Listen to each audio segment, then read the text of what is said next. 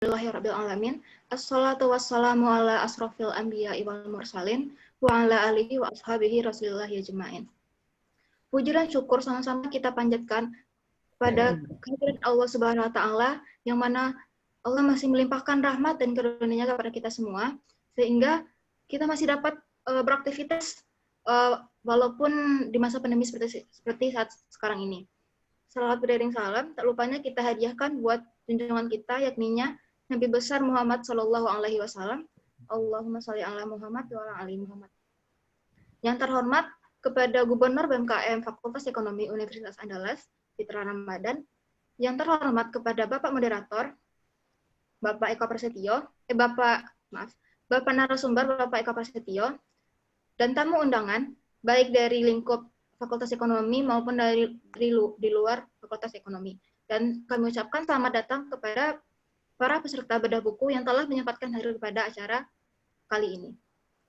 Sebelum acara kita dimulai, untuk meraih keberkahan dalam acara ini, marilah sama-sama kita membacakan basmalah.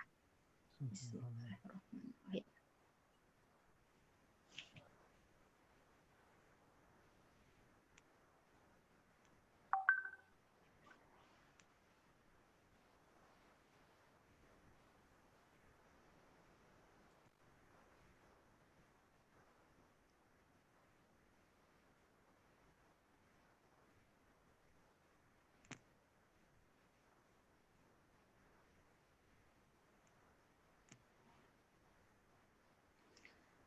Acara pertama, pembacaan ayat suci Al-Quran oleh Saudara Fadil Irza. Kepada Saudara Fadil Irza dipersilahkan.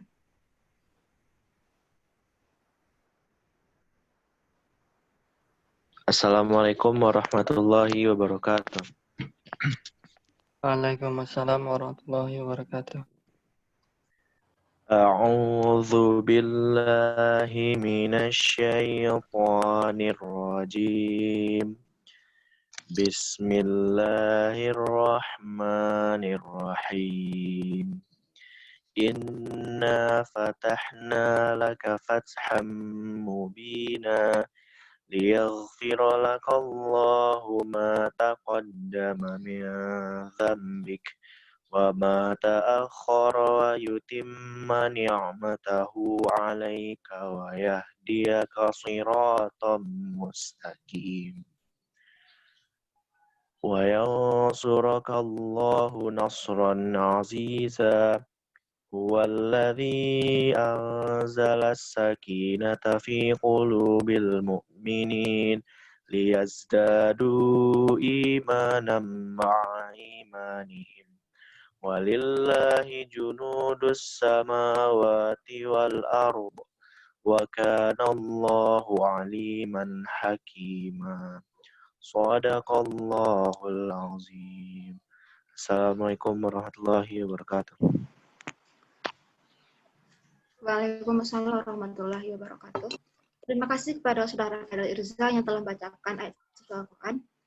Selanjutnya, pemberian kata sambutan oleh Gubernur BMKM Fakultas Ekonomi Universitas Andalas, Fitra Ramadan. Kepada Saudara Fitra Ramadan, dipersilahkan.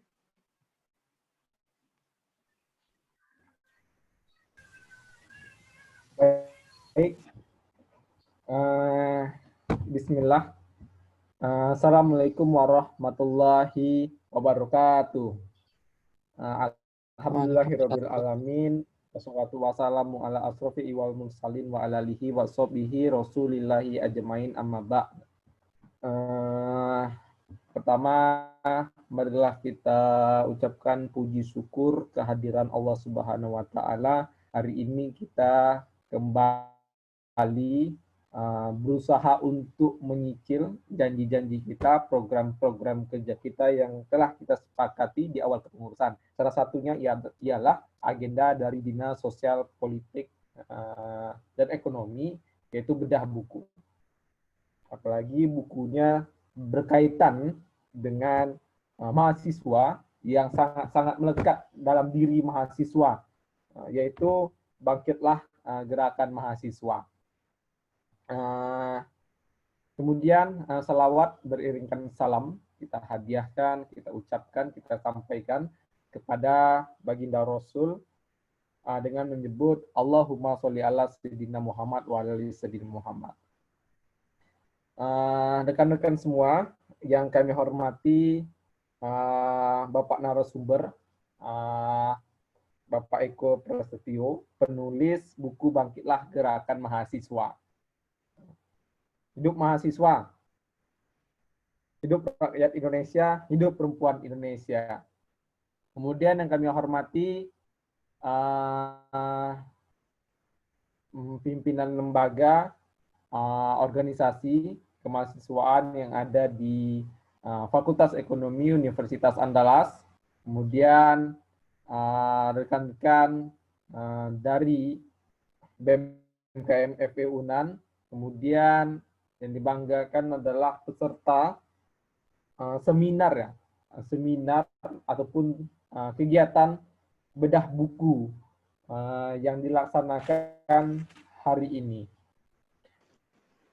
Maaf sebelumnya Bang, bisa di kameranya Bang? Ya. Bisa dibuka kameranya Bang?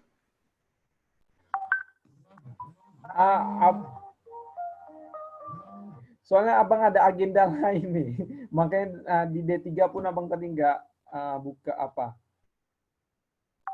kamera juga. Misalnya baik, Abang lanjutkan ya. Mohon maaf. Bukunya sangat bagus ya. Kemarin juga Abang sedikit lihat reviewnya terkait Bangkitlah Gerakan Mahasiswa. Dulu di tahun 1928 ada pemuda. Kita sudah tahu, ini hanya sekedar mengingatkan saja. Di tahun 1928 kita sama-sama mengetahui ada gerakan di mana para pemuda berkumpul, berinisiasi untuk menyatakan sumpah kepada bangsa ini yang disebut dengan Sumpah Pemuda. Kemudian dilanjutkan di tahun 1945 di mana para pemuda berusaha untuk menculik atau mencuri para tokoh-tokoh bangsa, mendesak kemerdekaan. Kemudian para pemuda di tahun 1998 berusaha untuk merebut kediktatoran untuk melahirkan demokrasi. Dan hari ini para pemuda apa kabar gitu. Sehingga buku ini Bangkitlah Gerakan Mahasiswa itu sangat relevan terhadap kehidupan para mahasiswa, terutama aktivis-aktivis kampus, terutama mereka-mereka yang hari ini berada di organisasi, baik itu di HIMA, baik itu di UKMF maupun di organisasi pergerakan yang condongnya itu kepada BEM. Ada aksi, ada permasalahan, kita diskusikan, kita konsolidasikan, kemudian kita buatkan suatu gerakan. Begitu terus. Mahasiswa bersatu tak bisa dikalahkan. Mahasiswa bersatu tak bisa dikalahkan. Kalau kita bersatu, pasti tak bisa dikalahkan. Apa keinginan kita hari ini terhadap permasalahan-permasalahan bangsa, pasti akan diiyakan. Apa yang kita ajukan itu pasti diterima oleh pimpinan negara hari ini. Tetapi saat ini kita masih belum bersatu. Pemikiran kita masih pemikiran yang mementingkan diri sendiri. Karena kita hidup berorganisasi ini memajukan kepentingan bersama dan memundurkan kepentingan pribadi. Nah, jadi hari ini sudah ada narasumber kita, penulis ya, juga penulis buku yang luar biasa ini terkait pikiran-pikiran besar mahasiswa, terkait gerakan-gerakan mahasiswa, dan lain-lain sebagainya. Untuk itu memang hal ini sangat dituntut kepada kita semua agar bisa nanti apa yang disampaikan oleh narasumber Pak Eko bisa kita hayati bersama. Intisari dari buku yang tersebut apa, kenapa buku ini diciptakan, diterbitkan, dan segala macamnya. Dan kami berterima kasih Pak Eko sudah meluangkan waktunya untuk berbagi bersama kami di Gerakan Mahasiswa BMKM FE Unan. Kami berterima kasih sekali lagi atas kesempatan dan waktu yang telah diluangkan untuk kegiatan ini. Rekan-rekan semua, mungkin itu saja yang dapat kami sampaikan. Harapannya besar, harapannya kepada rekan-rekan semua untuk dapat mengikuti kegiatan ini dengan sebaik-baiknya, karena mungkin di sini rekan-rekan semua bakalan menjadi regenerasi atau penerus kepala dinas, mungkin penerus gubernur ataupun pengurus-pengurus di lembaga lain gitu. Nah, jadi hal ini yang patut kita hayati bersama. Mungkin itu saja kata sambutan yang dapat saya sampaikan. Saya berterima kasih sekali lagi kepada semua pihak. Hidup mahasiswa, hidup rakyat Indonesia, hidup perempuan Indonesia. Sekian, wabillahi taufiq wal hidayah. Wassalamualaikum warahmatullahi wabarakatuh. Dikembalikan. Waalaikumsalam warahmatullahi wabarakatuh. Baiklah, terima kasih kepada Bapak Gubernur yang telah memberikan kata sambutannya. Selanjutnya, kita masuk kepada acara utama kita pada hari ini, yaitu bedah buku Bangkitlah Mahasiswa yang akan disampaikan oleh Bapak Eko Prasetyo dan akan dimoderatori oleh Putri Angelina Adia. Kepada Putri Angelina Adia selaku moderator, dipersilakan. Baik, terima kasih kepada MC yang telah memberikan saya kesempatan untuk menjadi moderator pada acara kita hari ini. Sebelumnya perkenalkan, saya Putri Angelina Adia dari jurusan Akuntansi Fakultas Ekonomi Universitas Andalas akan memoderatori acara hari ini hingga nanti. Sebelumnya saya akan mengingatkan kembali teknis dari acara kita pada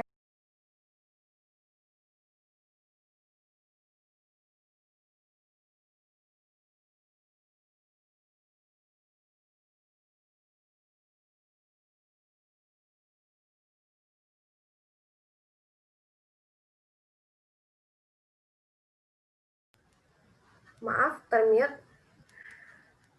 Saya ulangi. Yang pertama, kepada peserta dimohonkan untuk memute-kan selama pemateri memberikan materi nantinya, dan dipersilakan untuk mengunmute-kan ketika kalian diberi kesempatan oleh saya untuk bertanya. Peserta diberikan kesempatan bertanya atas materi yang telah disampaikan selama 30 menit ketika sesi tanya jawab berlangsung. Sesi tanya jawab nanti akan dilaksanakan dengan teknis sebagai berikut. Yang pertama, peserta mengklik fitur raise hand yang ada di room meeting Zoom-nya. Lalu yang kedua, 3 peserta terpilih akan diberi kesempatan bertanya oleh moderator dan mulai bertanya saat telah dipersilahkan oleh moderator. Yang ketiga, satu sesi akan menampung 3 pertanyaan. Jika lebih dari 3 pertanyaan, maka akan dibuka sesi selanjutnya. Lalu selanjutnya, yang keempat, jika ada peserta lain di luar penanya yang ingin menanggapi jawaban tersebut, tunggu moderator mempersilakan terlebih dahulu. Begitu seterusnya sampai waktu sesi tanya jawab telah selesai. Ada hal yang harus diperhatikan selama acara berlangsung, yaitu selama peserta berbicara, tolong gunakan bahasa yang baik dan tidak menyinggung salah satu pihak, dan tidak berbau sara. Dan dimohonkan kepada hadirin untuk tertib menjaga keamanan acara ini hingga akhir nanti. Kita langsung saja. Saya ucapkan selamat datang kepada hadirin semua. Selamat pagi. Yang terhormat Bapak narasumber kita yaitu Bapak Eko Prasetyo, yang saya hormati, Gubernur BEM Fakultas Ekonomi Universitas Andalas, dan peserta sekalian yang saya banggakan. Menjadi mahasiswa bukan hanya sekedar pergi ke kampus, duduk mendengarkan ceramah, lalu pulang. Hakikat mahasiswa itu adalah sebagai agent of change atau sebagai agen perubahan. Suara mahasiswa dapat mempengaruhi para penguasa untuk membuat kebijakan. Seperti kita telah ketahui saat ini, kondisi bangsa Indonesia sedang tidak baik-baik saja. Banyak terjadi penindasan dan banyak terjadi ketidakadilan. Oleh karena itu, kita sebagai mahasiswa berperan untuk menyuarakan keadilan dan untuk menghilangkan penindasan. Oleh karena itu, kita mahasiswa tidak bisa hanya diam saja. Kita harus bergerak melawan penindasan yang ada dan memperjuangkan keadilan yang selama ini diabaikan oleh penguasa yang hanya mementingkan kekuasaannya sendiri. Di buku Bangkitlah Gerakan Mahasiswa ini telah dibahas bagaimana cara kita untuk sama-sama bergerak sebagai mahasiswa, memperjuangkan keadilan, dan menghilangkan penindasan di negeri ini. Jika bukan kita yang melakukannya, lalu siapa lagi? Sampai kapan negeri ini terus-menerus dikuasai oleh penguasa yang semena-mena terhadap rakyat yang tidak memperhatikan keadilan? Oleh karena itu, di buku ini akan dibahas secara rinci, bukan sekedar teori saja, tapi buku ini memprovokasi mahasiswa, membangkitkan lagi gerakan mahasiswa yang saat ini kita lihat mungkin sangat minim sekali untuk memperjuangkan hak-hak yang seharusnya. Buku ini ditulis oleh penulis yang sangat luar biasa, yaitu Bapak Eko Prasetyo. Bapak Eko Prasetyo merupakan penulis yang telah menulis beberapa buku, selain dari Bangkitlah Gerakan Mahasiswa ini. Seperti buku kisah-kisah pembebasan dalam Quran, keadilan tidak untuk yang miskin, orang miskin dilarang sakit, dan masih banyak lagi. Beliau merupakan penulis yang sangat luar biasa. Beliau merupakan sarjana Fakultas Hukum UII dan telah menempuh magister di Fakultas Hukum UII. Beliau juga merupakan founder dari Social Movement Institute dan menjadi pendiri Rumah Pengetahuan Amartya. Baiklah, untuk tidak memperpanjang waktu lagi, kita serahkan kepada Pak Eko Prasetyo untuk menyampaikan materinya. Kepada Pak Eko, dipersilahkan. Terima kasih, Putri. Assalamualaikum warahmatullahi wabarakatuh. Dengar ya? Dengar? Dengar, Pak. Dengar. Oke, makasih. Karena aku kadang agak khawatir nggak dengar. Kenapa? Terima kasih untuk Pak Gubernur PM Ekonomi. Saya sampaikan penghargaan besar pada panitia yang telah mengundang saya untuk mempresentasikan buku yang saya tulis. Hampir mungkin 10 tahun yang lampau saya ke UNAN dan setelah itu saya jarang sekali datang ke sana. Maka ketika Anda undang saya senang sekali karena ini silaturahmi pertama saya dan mungkin kalau selesai COVID mungkin nanti insya Allah saya bisa silaturahmi ke sana gitu. Karena saya berharap ada banyak gagasan yang mungkin saya ingin bagi bersama teman-teman. Saya akan presentasi makalah, nanti coba dicek apakah bisa dibaca gitu. Nah, ini sebenarnya secara umum tentang dunia mahasiswa atau orang menyebut menjadi aktivis mahasiswa. Kelihatan nggak ya? Oke. Kelihatan, Pak. Oke. Jadi ada kegalauan belakangan ini, apalagi ini periode mahasiswa baru gitu. Sebenarnya bagaimana menjadi seorang aktivis? Saya tumbuh di kampus di tahun 90-an. Saya sudah sangat tua sekali, anak saya juga kuliah seperti Anda, dan saya merasa bahwa dunia itu makin berbeda banyak, tetapi yang masih bertahan, dunia aktivis tidak pernah berubah banyak gitu. Aktivis mahasiswa adalah mereka seperti Anda. Seperti Pak Gubernur tadi sempat katakan dan orasikan bahwa ya mahasiswa itu kekuatan perubahan sosial, pembawa acara juga mengatakan begitu, Putri juga mengatakan demikian. Itulah dunia gerakan. Tapi sebenarnya bagaimana sosok aktivis yang disebut sebagai aktivis gerakan mahasiswa. Kalau kita tanya lebih dulu, siapakah mahasiswa? Myron J. Taylor telah mengatakan begini, muda atau tua itu tidak tergantung pada tanggal dalam suatu masa, tapi keadaan jiwa. Tugas kita itu bukan menambah usia pada kehidupan, tapi menambah kehidupan pada usia. Itu artinya setiap anak muda itu yang dibutuhkan bukan berapa lama waktu dia kuliah, tapi apa yang ia lakukan selama kuliah. Anda tidak perlu, Anda anak ekonomi harus menjadi nanti pegawai bank atau pegawai BUMN atau bahkan mungkin PNS. Tidak, Anda punya pilihan banyak. Saya dulu anak Fakultas Hukum, S2 saya juga di Fakultas Hukum, pikir saya dulu akan jadi hakim, jaksa, atau pengacara. Mestinya itu kalau konsisten kuliah saya. Tapi ketika saya menjadi aktivis mahasiswa, mimpi jadi berubah. Saya tidak ingin menjadi mereka gitu. Karena kalau saya jadi hakim, jadi jaksa, jadi petugas hukum, saya tidak akan ketemu dengan Anda. Saya memutuskan untuk menjadi penulis, untuk menyebarluaskan gagasan, dan itu yang membuat saya punya jembatan pertemuan dengan Anda. Ketika menjadi aktivis, mimpi itu berubah. Fakultas itu hanya sekedar rumah singgah sementara untuk memastikan bahwa saya menjadi mahasiswa. Tapi di luar itu, menjadi aktivis adalah menambah kehidupan, menambah pengalaman, menambah petualangan. Itu anak muda. Apa yang kita lakukan selama kuliah? Mungkin 5-10 tahun lagi Anda nanti selesai kuliah. Anda mungkin bekerja.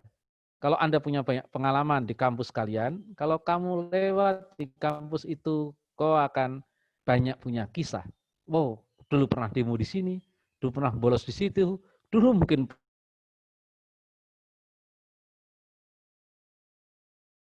sekali hanya kerjanya kuliah, pulang, nikah, bangun keluarga sakinah, lalu punya anak. Tidak banyak cerita, kita hanya mengatakan, Bunda ngapain di kampus itu, ya hanya kuliah, lalu apa lagi? Kuliah, dan jawaban kita nggak pernah berubah. Kita hanya kuliah. Kita tidak punya mimpi di situ. Gerakan mahasiswa memulai dari mereka-mereka yang bisa menambah kehidupan pada usia. Itulah dunia aktivis. Kenapa dunia aktivis menjadi indah? Karena dunia aktivis beda dengan dunia sekolah. Kalau dunia sekolah, bahkan dunia mahasiswa hari ini, kita diajarkan tentang kepatuhan. Kepatuhan yang begitu rupa, sehingga kalau kita lihat ruang kuliah, ruang sekolah kelas kita, itu ibaratnya hanya ada bangku dan meja yang teratur secara rapi. Bahkan belakangan kuliah juga memastikan anak-anak harus punya disiplin yang luar biasa.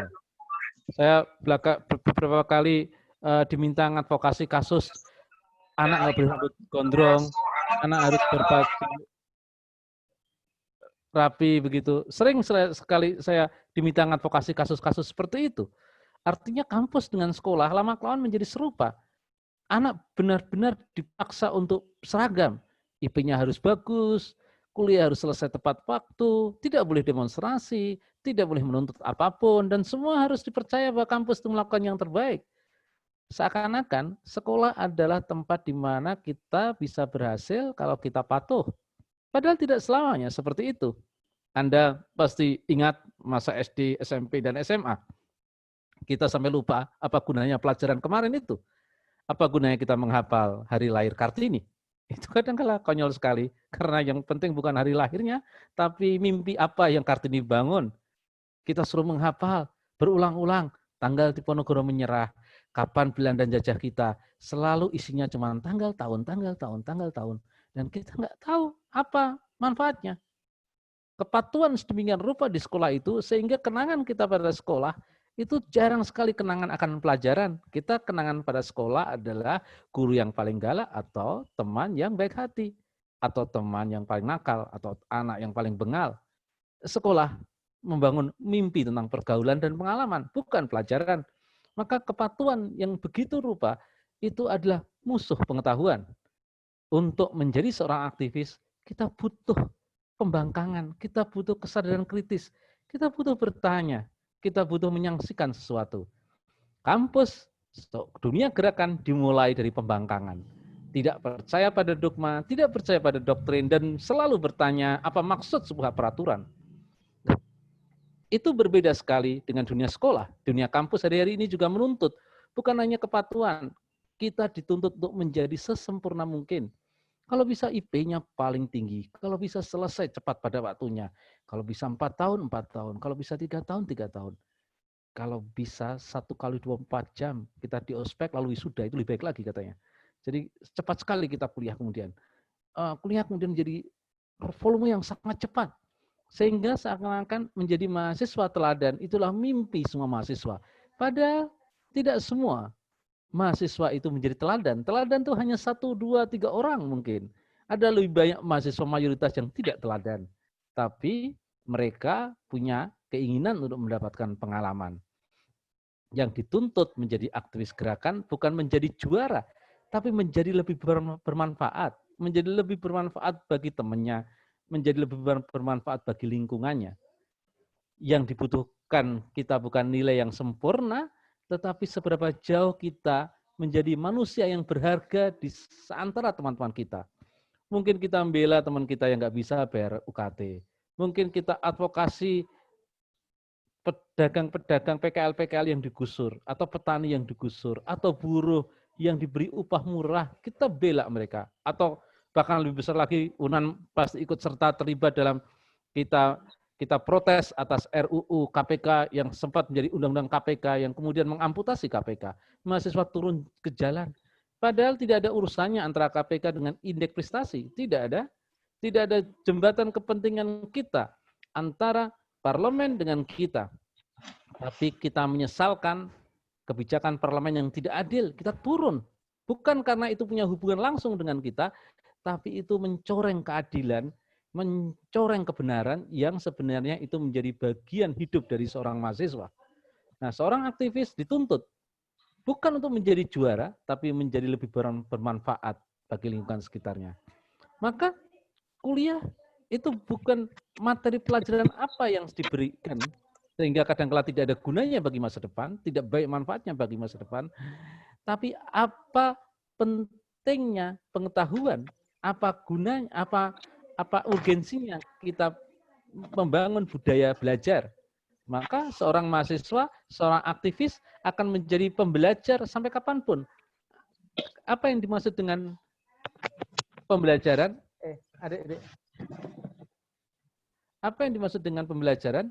Pembelajaran adalah kecintaan kita pada pengetahuan, kesukaan kita akan tema-tema pengetahuan, kesukaan kita untuk selalu berpikir ilmiah. Hari ini kita ditawan oleh hoak yang begitu rupa.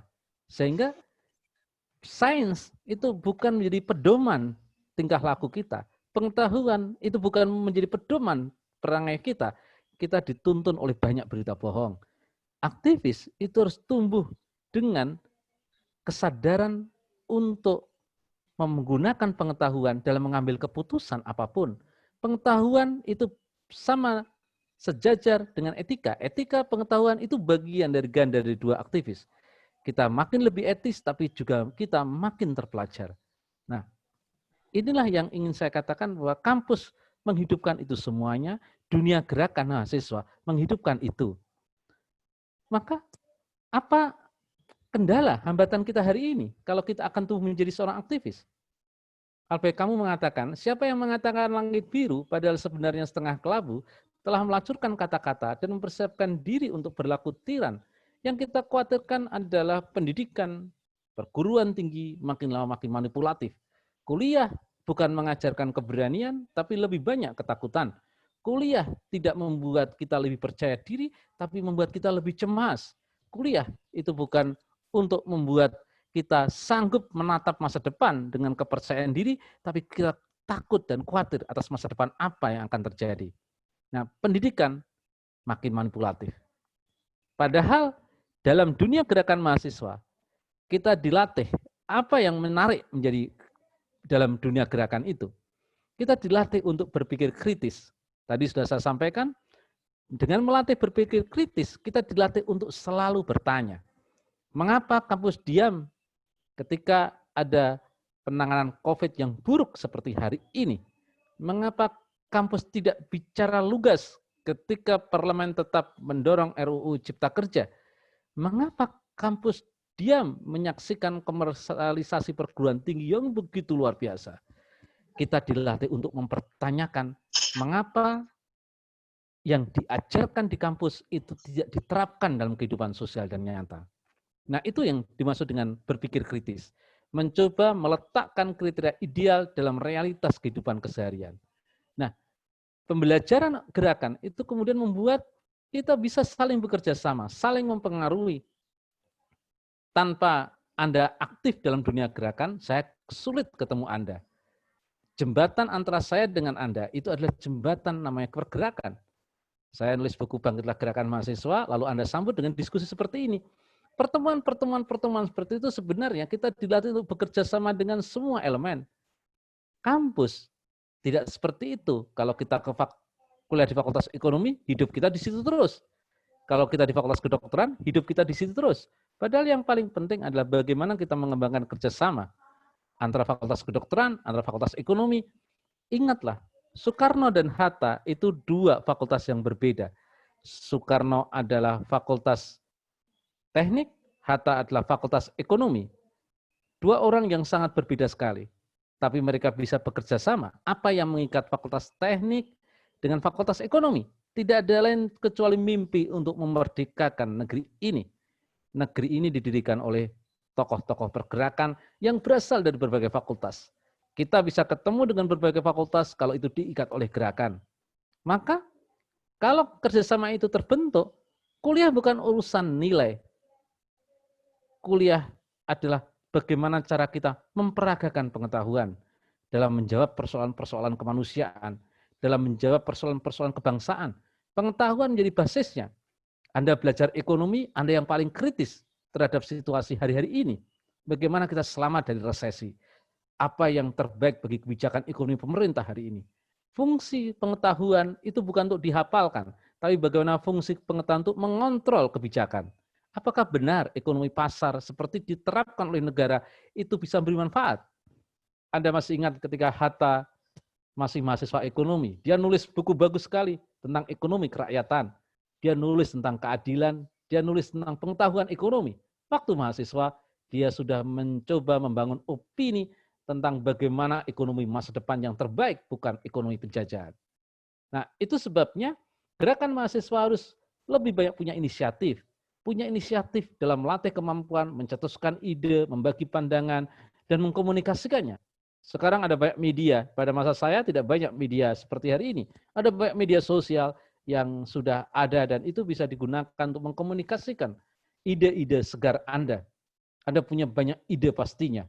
Apalagi di tengah situasi hari ini, kita masyarakat butuh inspirasi. Ide apa yang bisa membawa perubahan ketika negara nyaris bisa dianggap tidak mampu mengendalikan pandemi, bahkan mengatasi problem ekonomi yang begitu berat dan luar biasa itu. Maka ide, gagasan itu menjadi penting. Anak-anak muda lahir melalui proposal-proposal perubahan. Tahun 90-an Soeharto jatuh, seperti katakan Pak Gubernur tadi. Soeharto jatuh karena dia membangun kediktatoran. Mahasiswa tampil dengan apa? Dengan ide namanya demokrasi. Dengan ide namanya otonomi. Dengan ide namanya suksesi. Itu yang membuat presiden terpilih 5 tahun sekali, itu yang mendorong pemilihan langsung hari ini, dan itu yang mendorong kebebasan pers ada hari ini. Pada tahun 2 tahun, 3 tahun yang lalu, mahasiswa tampil lagi untuk menolak keputusan parlemen meloloskan undang-undang yang banyak masalah. Anda demo semuanya, Anda tuntut parlemen untuk membatalkan undang-undang yang mau disahkan itu. Dan itu ada bagian dari mengkomunikasikan gagasan-gagasan politik. Dan itu luar biasa. Akhirnya ada banyak undang-undang yang gagal untuk disahkan karena memang undang-undang itu bermasalah. Hari ini kita menghadapi situasi yang sama. Dari masa ke masa, mahasiswa berhadapan dengan kekuasaan yang otoriter, parlemen yang tidak mau mendengar aspirasi, itu ada situasi yang sama. Maka kita butuh keberanian.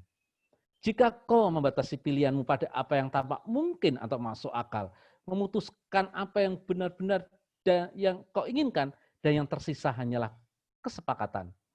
Kita butuh pilihannya itu bukan apa yang mungkin atau masuk akal, tapi apa yang ideal. Itulah mimpi anak muda. Anak muda tidak hanya berpikir apa yang realistis, tapi apa yang ideal. Ini masa kalian untuk punya mimpi. Saya tidak banyak punya mimpi karena usia, saya punya keluarga, saya punya anak, saya tidak punya banyak harapan besar kecuali ingin anak-anak saya berhasil. Tapi Anda ada kaum terpelajar. Soekarno kita nggak tahu berapa IP-nya, Soekarno dan Hatta kita nggak tahu rajin kuliah apa tidak, tapi yang penting dia punya fantasi tentang negeri ini. Dia punya mimpi tentang kemerdekaan yang hari itu mungkin sulit orang awam untuk memikirkannya.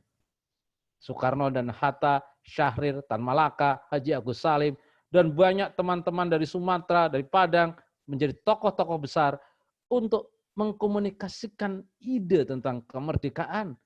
Kala itu banyak pejuang-pejuang Republik itu berasal dari kawasan-kawasan Anda semua tinggal, dari Padang, dari Sumatera, ada banyak tokoh-tokoh dari sana, dan mereka menyuntikkan semangat di Jawa, apa arti itu kemerdekaan. Mereka idealis, mereka itu punya mimpi yang indah sekali tentang negeri ini. Maka kenapa saya ingin akhiri dua session lagi, lembar lagi, mengapa kita butuh gerakan mahasiswa? Karena dengan gerakan mahasiswa akan terbentuk karakter kedewasaan pemikiran kritis. Mahasiswa itu bukan anak pelajar, tapi mahasiswa adalah anak muda yang nanti akan mengambil alih kepemimpinan. Anak muda yang kelak akan menjadi calon-calon pemimpin. Anak muda yang akan menggerakkan negeri ini. Karena tidak setiap anak itu mampu mendapatkan pendidikan tinggi. Tidak semua anak mampu kuliah di tempat terbaik seperti Anda. Tidak semua anak itu bisa tinggal di Universitas Andalas ini. Ini hanya anak-anak terbaik. Kalian adalah orang-orang terpilih. Waktunya kalian adalah elit di masa depan. Maka dengan gerakan mahasiswa, Anda dilatih untuk memikirkan kepentingan-kepentingan yang lebih luas ketimbang kepentingan diri Anda sendiri. Itulah pentingnya gerakan mahasiswa. Dan juga dengan cara seperti itu, Anda dilatih terampil dalam berorganisasi, terampil untuk merencanakan, melaksanakan, mengevaluasi sebuah program-program bersama, program-program kolektif. Ketika kita menjadi aktivis, hidup kita bukan untuk diri kita sendiri, tapi hidup kita untuk kepentingan orang lain, untuk kepentingan bersama, kita mencebur dalam dunia yang tidak individualistik. Dan itu sebabnya kalian punya kesempatan untuk membangun komunikasi dengan banyak organ-organ mahasiswa di kota-kota lain, di kampus-kampus lain, dan itu membuat Anda merasa menjadi mahasiswa, tidak menjadi mahasiswa UNAN saja, tapi menjadi mahasiswa Indonesia, menjadi mahasiswa yang tidak tergantung pada kampusnya, tapi menjadi mahasiswa bagian dari kesejarahan sebagai aktor sosial yang bisa melakukan perubahan. Di dalam dunia gerakan, kita dilatih untuk berani, militan, progresif. Kita dilatih untuk punya kenyali, berhadapan dengan aparat, kita tidak lagi takut. Karena apa yang kita katakan itu benar. Berhadapan dengan senjata, kita tidak khawatir. Bahkan berhadapan dengan tekanan, karena kita yakin dengan nilai idealisme yang kita bangun. Soekarno, Hatta, waktu mahasiswa dibuang di mana-mana, di penjara berkali-kali. Bahkan ketika tahun 98, teman-teman saya banyak sekali yang hilang. Mereka berkorban. Dan karena pengorbanan mereka lah kita bisa menikmati suasana demokrasi hari ini. Karena pengorbanan mereka kita bisa menikmati kehidupan yang luar biasa seperti hari ini. Negeri ini banyak yang berkorban anak-anak muda untuk membuat kita menjadi seperti saat ini. Maka lingkungan mahasiswa itu menjadi lingkungan yang menjadi keterpeloporan. Dialah yang menjadi orang-orang terpelopor. Anda pasti bisa membayangkan hari ini kalau Anda pulang kampung, Anda ketemu keluarga, Anda ketemu di rumah, menjadi mahasiswa selalu diminta pertimbangan. Karena Anda adalah mahasiswa, Anda akan dianggap oleh masyarakat sebagai anak terdidik. Pasti Anda diminta pertimbangan. Bagaimana ini nak? Situasi ekonomi, apakah kau bisa memberikan pandangan? Ada banyak orang selalu berpaling pada Anda hari ini karena Anda adalah aktor yang punya cukup pengetahuan, dipercaya oleh publik, dan diharapkan menjadi orang-orang yang bisa mempelopori perubahan. Nah, kita butuh gerakan karena gerakan melatih kita untuk membuat proposal perubahan, untuk membuat rencana tindakan tentang situasi yang buntu mungkin. Nah, karena itu mari saya ingin akhiri dengan kita bangun idealisme kembali. Kata kalau Kulho, aku memandang dunia menurut apa yang ingin kulihat terjadi, bukan apa yang sesungguhnya terjadi. Anda tentu kecewa dengan Indonesia hari ini. Kita sedih melihat korupsi yang begitu rupa. Kita sedih dengan Mahkamah Agung yang memberikan bonus pada para koruptor sehingga mereka sekarang bebas lebih cepat. Ada banyak napi-napi korup yang sekarang dibebaskan, dipotong masa tahanannya. Kita sedih dengan Indonesia yang tenaga-tenaga medisnya nyaris banyak yang kemudian mati karena penanganan COVID yang buruk. Kita sedih dengan negeri ini yang sebentar lagi akan memasuki resesi ekonomi. Negeri ini sedang berduka. Dan negeri ini butuh orang-orang baru, anak-anak muda yang segar, yang bisa memimpin rakyat dengan idealismenya. Dulu Soekarno melakukan itu, Hatta melakukan itu, bahkan jauh sebelumnya Cipto Mangunkusumo melakukan itu juga. Ada banyak anak-anak muda yang meletakkan tapak-tapak perubahan, dan Anda sekarang akan melanjutkannya kembali. Saya harap dengan presentasi ini, Anda bisa melakukan refleksi kembali tentang dunia gerakan yang mestinya kita tetap pertahankan. Saya nulis buku Bangkitlah Gerakan Mahasiswa, buku itu dicekal berkali-kali. Setiap diskusi saya selalu dipersulit. Di kampus-kampus, buku itu dilarang didiskusikan. Saya menghadapi persoalan yang tidak mudah karena buku itu isinya provokasi, buku itu isinya cuma ada 2 seri sebenarnya. Satu buku seri pertama adalah buku Bangkitlah Gerakan Mahasiswa, seri kedua adalah buku Bergeraklah Mahasiswa. Itu merupakan surat saya pada anak-anak muda. Saya ingin memandang anak-anak muda itu seperti kalian. Punya mimpi tentang perubahan, punya harapan tentang negeri yang lebih baik. Saatnya Anda memikirkan tentang negeri ini bukan hanya diri Anda sendiri. Waktunya kita mencoba melakukan perubahan besar, dan itu bisa dimulai dari anak-anak muda yang aktif dalam dunia gerakan. Sejarah pernah membentuk itu semuanya, dan masa depan itu bisa membentuk hal seperti itu kalau kita memaknai gerakan bukan sekedar mengisi waktu luang, tapi juga membuka cakrawala pengetahuan. Demikian yang mau saya sampaikan, nanti bisa kita diskusikan lebih jauh. Assalamualaikum warahmatullahi wabarakatuh. Waalaikumsalam warahmatullahi wabarakatuh. Tepuk tangan yang meriah sekali untuk Pak Eko yang telah menyampaikan materi yang sangat luar biasa untuk kita sebagai mahasiswa. Kita sebagai mahasiswa ini Pak, kebanyakan dari kita itu mungkin kita sudah mulai punya gerakan, punya tekad untuk melawan ketidakadilan tersebut Pak, untuk memperjuangkan nasib kaum tertindas ini Pak. Namun kita sebagai mahasiswa, sebagai aktivis mungkin terkendala dengan banyaknya teman-teman yang tidak mau kita rangkul untuk bersama-sama memperjuangkan hal itu Pak. Lalu menurut Bapak, bagaimana upaya kita untuk dapat merangkul teman-teman kita itu Pak? Karena seperti kita tahu, mereka itu mau bergerak ketika apa yang mereka, maksudnya itu kepentingan mereka itu merasa tertekan Pak, merasa terbebani, merasa terugikan gitu Pak. Jadi bagaimana kita caranya, upaya yang dapat kita lakukan untuk merangkul mereka untuk sama-sama berjuang begitu Pak. Mungkin Bapak bisa menjawabnya Pak, silakan Pak. Ya, makasih Putri. Saya setuju dengan Anda. Mungkin Anda lebih punya banyak pengalaman ya, karena ini generasi Anda. Saya hanya secara teoritis saja memberikan pandangan. Pertama mungkin Anda perlu meyakinkan diri Anda sendiri bahwa menjadi aktivis itu bermanfaat. Keyakinan Anda itu mempengaruhi sekali rasa percaya diri Anda sebagai aktivis. Sehingga kalau Anda ditanya, enak nggak sih jadi aktivis? Anda harus berani percaya diri. Wow, enak sekali jadi aktivis. Ini menyenangkan. Saya dapat diskusi dari Pak Eko tadi. Saya punya pengetahuan baru tentang dunia mahasiswa. Saya punya harapan, mimpi baru. Jangan sampai menjadi aktivis itu kelihatan mengecewakan. Karena tauladannya adalah kalian. Mereka mau terlibat kalau melihat kalian. Kalau kalian merasa bahagia, senang, tidak takut, tidak cemas, mereka akan, oh, anak ini hebat sekali dalam situasi kayak gini, mereka masih bahagia, mereka masih gembira.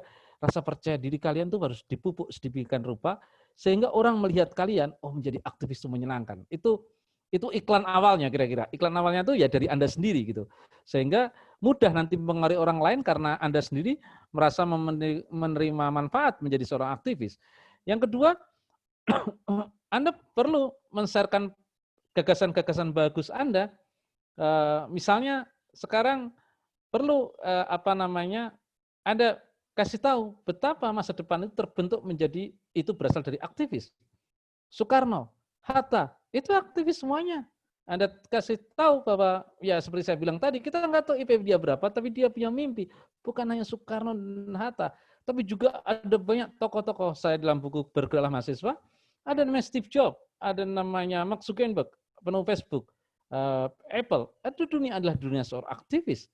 Mereka bukan sekedar orang kaya yang dulu pintar, mereka adalah anak-anak aktivis yang dulu punya pengalaman.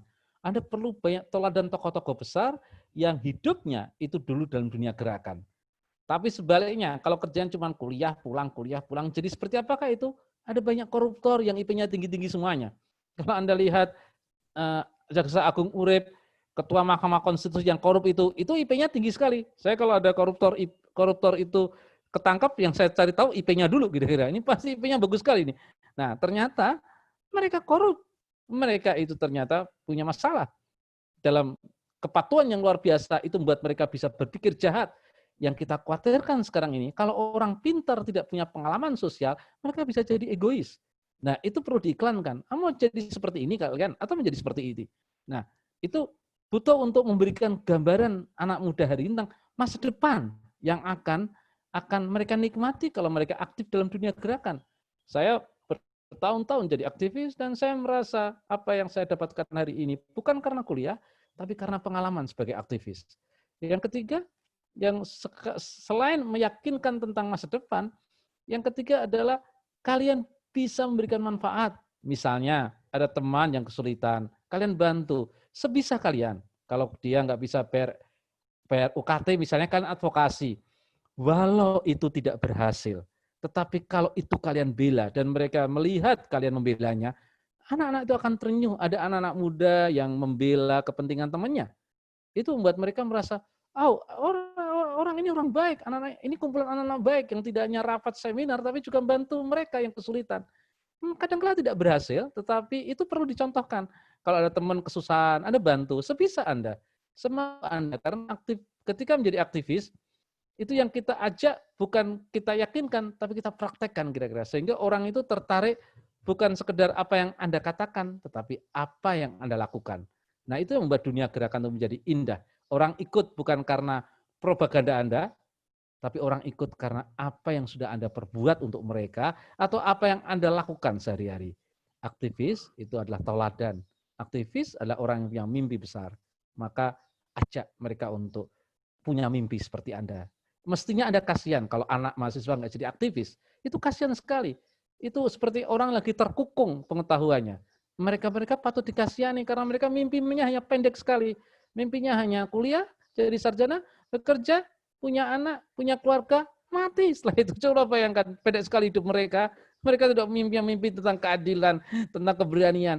Itu mereka bukan anak muda, itu orang tua sebelum usianya menurut saya. Nah, itu harus diselamatkan seperti itu. Kita harus ajak mereka untuk punya mimpi, karena sepantasnya anak muda itu punya mimpi. Mungkin itu, Putri. Terima kasih. Baik, terima kasih Pak atas penjelasan yang luar biasa.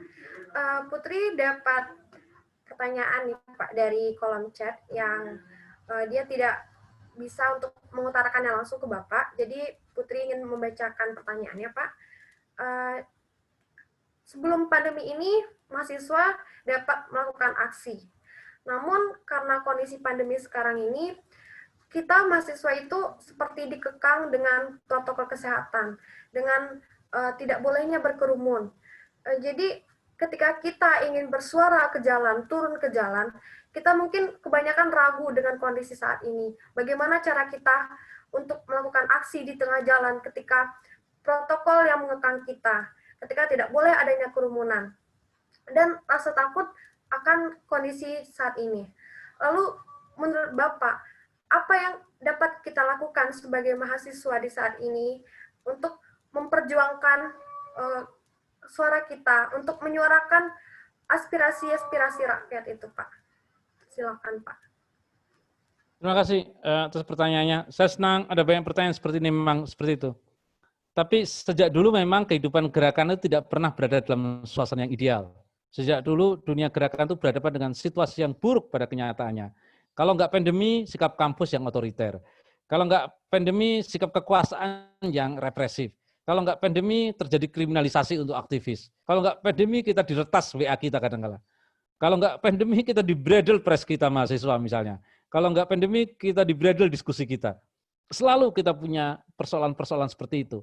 Tapi selamanya gerakan pasti bisa mengatasinya. Mengapa? Karena seorang aktivis gerakan selalu mencari peluang-peluang, kesempatan-kesempatan apa yang bisa kita gunakan untuk menyuntikkan kesadaran kritis. Seperti diskusi kali ini. Kalau Anda ngundang saya ke UNAN, jelas biayanya jauh lebih banyak. Saya butuh tiket pesawat untuk ke sana, saya butuh hotel untuk tinggal, saya butuh ketemu. Tapi hari ini saya bisa ketemu kalian. Saya bisa menularkan ide itu gitu. Ingatlah perjuangan-perjuangan para nabi ratusan tahun. Kita nggak ketemu Rasulullah SAW, tapi kita tahu perjuangan beliau. Tapi kita mengerti kesulitan beliau. Beliau yang ratusan tahun hidup, itu pesannya sampai hari ini masih bergema. Itu artinya ruang dan waktu itu bukan menjadi halangan. Diskusi seperti ini menyuntikkan gagasan-gagasan perubahan. Di samping itu, kalau Anda butuh turun ke jalan, terapkan protokol itu dengan sebaik-baiknya misalnya. Sekarang Anda lihat kan, pilkada tetap diselenggarakan, padahal itu berbahaya sekali. Kerumunan massa dalam pilkada ini. NU Muhammadiyah sudah mengingatkan agar ditunda, tapi pemerintah tetap bersikeras. Nah, pemerintah saja bersikeras untuk melakukan peristiwa politik yang sebenarnya nggak punya banyak makna karena nepotisme, politik oligarki, dinasti lah, keponakan ikut jadi calon, anak ikut jadi calon, itu sama sekali buruk bagi pelajaran politik ke depan. Tapi pemerintah bersikeras. Yang salah aja bersikeras, apalagi yang benar. Kalaupun Anda perlu turun ke jalan, terapkan protokol-protokol kesehatan yang lebih baik. Jaga jarak, pakai masker, cuci tangan, itu bisa kalian lakukan kalau memang benar-benar tidak ada pilihan lain kecuali turun ke jalan. Gitu. Itu pun menerapkan protokol jauh lebih baik. Misalnya kalau memang harus turun ke jalan. Tapi juga menggunakan berbagai media-media sosial. Kita bikin WA group sekarang ini, mencoba untuk menyebarluaskan ide-ide perubahannya. Kalimat-kalimat mutiara, kalimat-kalimat heroik kalian lakukan pelan-pelan. Dan sekarang ini kan masa kalian tinggal di rumah. Susah kan meyakinkan orang tua tentang anak jadi aktivis? Ini waktunya Anda yakinkan orang tua. Mana ada orang tua yang senang anaknya jadi aktivis? Gak ada, nggak ada anak kok jadi aktivis orang tua mendukung. Bagus sekali nak kok jadi aktivis. Besok demo ya, ini tak kasih uang untuk beli spanduk ya. Pasti nggak ada orang tua seperti itu. Nah hari ini kalian bisa yakinkan. Rumah hari ini jadi basis politik. Kadang-kala Anda bisa ketemu sama teman-teman untuk diskusikan ini lewat chat, lewat segala macam. Artinya ide itu tidak pernah bisa dihalangi oleh situasi apapun. Apalagi semakin situasinya itu membatasi kita, mestinya kita semakin mencari peluang terbaik gitu. Ini kan hari ini masa baru banyak. Waktunya Anda bisa, ini tuh waktunya peran aktif menjadi penting karena orang itu pertama punya banyak keresahan, punya banyak masalah, punya banyak persoalan sosial hari ini. Yang rumah tangga ada KDRT, ada perceraian, yang ekonomi ada PHK. Nyaris semua masalah itu muncul berbarengan hari ini. Nah, tugas gerakan lebih dipermudah. Kita kan dulu sulit ngejak orang tuh protes karena situasinya kayak enak-enak saja. Sekarang ngajak protes itu gampang sekali karena orang udah capek sekali dengan keadaan. Nah, tugas aktivis adalah meniupkan api perubahan itu, meniupkan gagasan itu dengan cara apapun yang kalian mampu. Media sosial bisa kita pakai, diskusi seperti ini bisa kita gunakan, dan berbagai alternatif yang pasti Anda lebih tahu yang bisa untuk membuat sesuatu itu menjadi viral dan sesuatu itu kemudian mendapatkan dukungan luar biasa. Apalagi kalau yang melakukan adalah mahasiswa UNAN yang lebih punya legitimasi di Padang sana, yang lebih punya legitimasi historis yang besar, karena Anda perguruan tinggi negeri terbaik satu di antaranya. Mungkin itu jawaban saya. Maaf jika mungkin kurang sempurna. Baik, terima kasih Pak. Selanjutnya kita masuk ke sesi tanya jawab di room meeting Zoom ini. Kepada peserta yang ingin bertanya, disilakan untuk mengklik fitur raise hand-nya. Maaf, sebelum masuk ke tanya jawab, ini dipersilakan kepada semua peserta untuk mengisi absen. Linknya sudah kami cantumkan di chat Zoom. Itu ada 2. Yang pertama itu untuk pengurus dan satu lagi untuk peserta. Yang untuk pengurus ini khusus untuk pengurus BMKM FE Unan saja, yang peserta di luar BMKM FE Unan. Terima kasih. Dikembalikan. Baik. Selanjutnya ini sudah ada yang mengangkat tangan. Baik, disilakan dulu kepada Saudara Tri Nadia Putri untuk bertanya. Kepada saudara disilakan. Baiklah, terima kasih Kak kepada moderator dari BMKM FE Unan. Nah, terima kasih juga Pak tadi telah memaparkan materi yang sangat luar biasa sekali. Sebelumnya saya mau memperkenalkan diri dulu. Perkenalkan, saya Tri Nadia Putri dari mahasiswa keperawatan Universitas Andalas. Nah, saya bertanya nih Pak, kita sebagai aktivis tentu mempunyai banyak pergerakan Pak untuk merespon ketidakadilan bagi rakyat Indonesia. Entahlah itu berupa aksi ataupun propaganda di media sosial. Nah, kita sebagai mahasiswa tentu juga mempunyai semangat yang kadang turun, kadang naik juga, Pak. Nah, gimana tips atau trik dari Bapak untuk menjaga semangat itu? Karena kalau bukan kita, siapa lagi, gitu, Pak. Terima kasih. Itu mungkin pertanyaan dari saya, dikembalikan kepada moderator. Baik, terima kasih. Bagaimana kalau kita kumpulkan saja dahulu pertanyaannya, Pak? Apa tidak apa-apa? Itu aja. Ya, baik. Pertanyaan selanjutnya, ini Arhab Basili sudah mengangkat tangan. Kepada Arhab, disilakan untuk bertanya.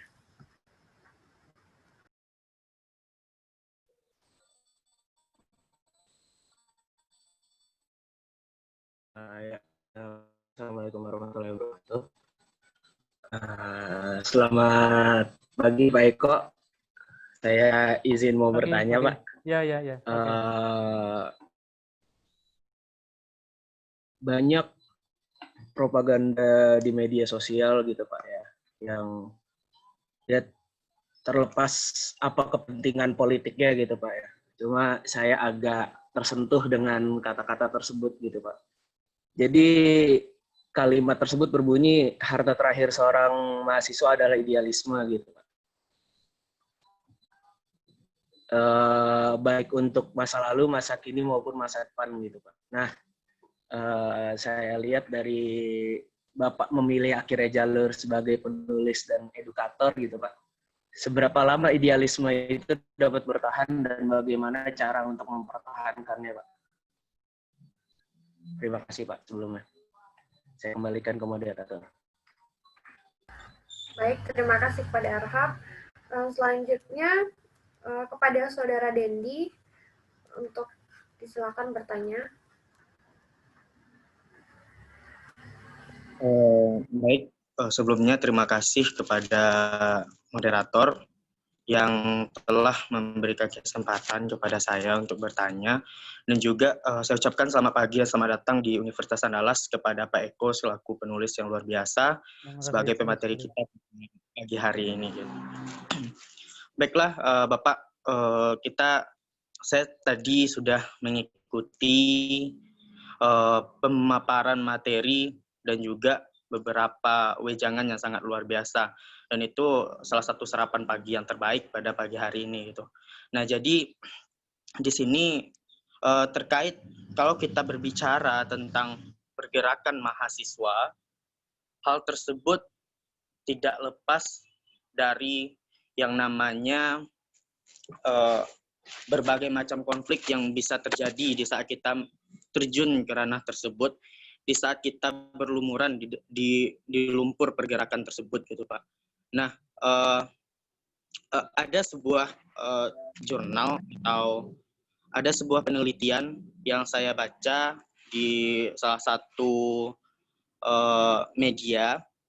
Judul penelitian tersebut adalah Millennial Portrait Generation Text gitu. Jadi inti dari penelitian tersebut, generasi milenial saat ini lebih percaya user-generated content daripada informasi satu arah. Milenial kurang suka membaca secara konvensional, dan juga milenial lebih tahu dengan teknologi daripada orang tuanya sendiri, Pak. Intinya, pada saat ini permasalahan yang dihadapi oleh mahasiswa itu terfokus kepada mahasiswa tersebut kurang peduli dengan lingkungannya dan kurang peka dengan apa yang terjadi. Dan jikalau kita kaitkan dengan konteks pergerakan, maka sangat banyak kita temukan kasus pada saat ini seperti yang pertanyaan oleh moderator di awal tadi, mahasiswa kurang peduli dengan pergerakan dan ibaratkan mereka tidak ngeh dengan apa yang terjadi saat ini gitu, Pak. Nah, jadi pertanyaan saya itu seperti ini, Pak, gitu. Nah, berhubungan dengan pergerakan mahasiswa, di mana pada saat ini pergerakan tersebut ya kita lihat banyak faktor yang menghambat kita untuk bergerak saat ini, termasuk salah satu faktor yang paling besar itu adalah pandemi. Nah, mungkin dari Bapak, saya meminta pandangannya sedikit, Pak, terkait kondisi pada saat ini gitu. Dengan kondisi saat ini, pergerakan seperti apa dan juga cara menghadapi masalah utama pada diri generasi muda saat ini selain tidak peka dan tidak peduli, masalah yang lebih besar adalah tidak adanya percaya diri pada diri mahasiswa tersebut.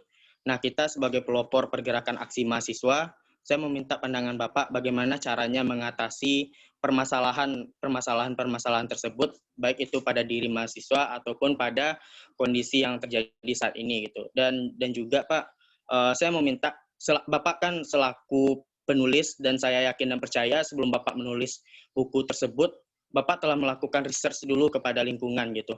Nah, apa treatment yang bisa kita pakai, Pak, untuk misalkan ini terkhusus nih, BEM KMFE selaku wadah pergerakan mahasiswa, apa treatment yang bisa dilakukan oleh BEM menurut Bapak untuk meningkatkan kembali semangat dalam melakukan dan membangkitkan perjuangan dan pergerakan mahasiswa, sehingga esensi dari mahasiswa sebagai agent of change, agent of stock itu bisa tercapai dengan maksimal, dan juga pergerakan mahasiswa hari ini bisa berjalan tanpa membanding-bandingkan pergerakan mahasiswa zaman lampau dengan pergerakan mahasiswa zaman sekarang, Pak. Terima kasih. Dikembalikan ke moderator.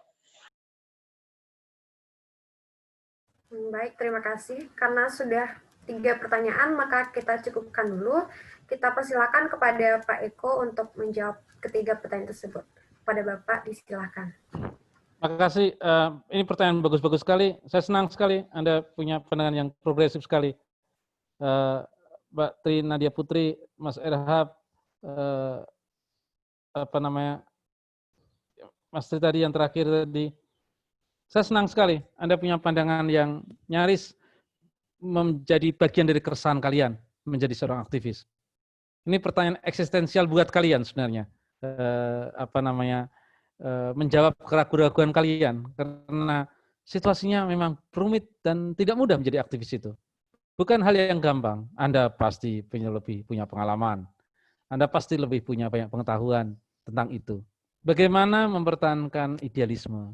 Bagaimana membuat kita ini punya semangat untuk terus-menerus menjadi aktivis? Bagaimana kita mempertahankan keyakinan-keyakinan kita tentang kebenaran, keadilan, nilai kemanusiaan, nilai yang agung, itu bagaimana kita mempertahankannya. Nah, saya tidak punya resep jitu tentang itu. Saya juga bukan motivator, tetapi saya merasa bahwa ingin berbagi pengalaman saja kira-kira. Pertama yang harus kita ketahui bahwa menjadi aktivis itu terjun dalam badai yang penuh konflik, badai yang penuh masalah. Lebih enak nggak usah jadi aktivis, karena pekerjaan tinggal sederhana, kuliah, pulang, dapat IP bagus, hanya itu. Kalau menjadi aktivis, Anda harus bersiap menghadapi persoalan.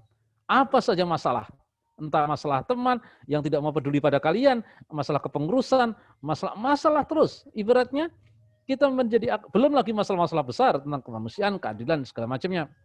Artinya kita butuh satu, yaitu kesabaran. Istilahnya Tan Malaka itu adalah kesabaran yang militan. Kesabaran yang militan itu kalau dalam bahasa Islamnya adalah Al-Asr. Saya nulis buku tentang tafsir progres. Menjadi aktivis itu waktu, itu bukan menjadi seperti orang biasa. waktu itu menjadi heroik sekali jadi aktivis itu. Mengapa? Karena kita berhadapan dengan persoalan demi persoalan. Itu membuat kita harus percaya bahwa kita mampu menjalaninya. Itu butuh kesabaran ekstra. Dan untuk itu kita harus saling topang menopang satu sama lain. Menjadi aktivis itu tidak hidup sendiri lagi. Itu menjadi hidup kolektif. Kita boleh dikoreksi oleh teman, kita bisa dievaluasi oleh teman, kita terbuka atas kritik. Jangan sampai menjadi aktivis menjadi individualistik. Menjadi aktivis menjadi belajar hidup kolektif. Sehingga kalau temannya satu mungkin mulai letih, capek, khawatir, cemas, teman satunya harus membackup.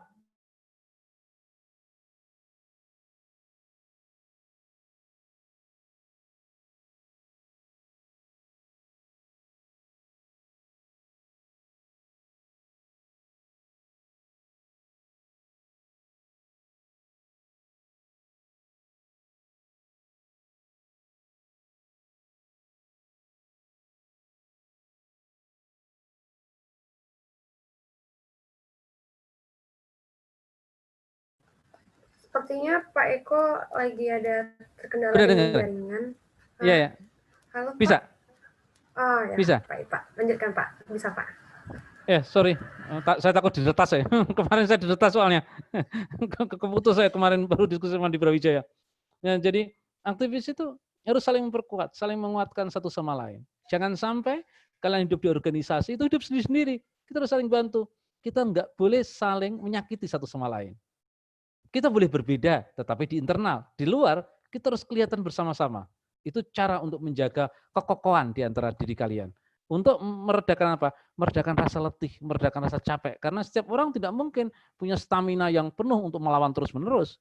Ada saatnya kita drop, ada saatnya, tapi tidak juga semua drop. Maka harus saling mendukung.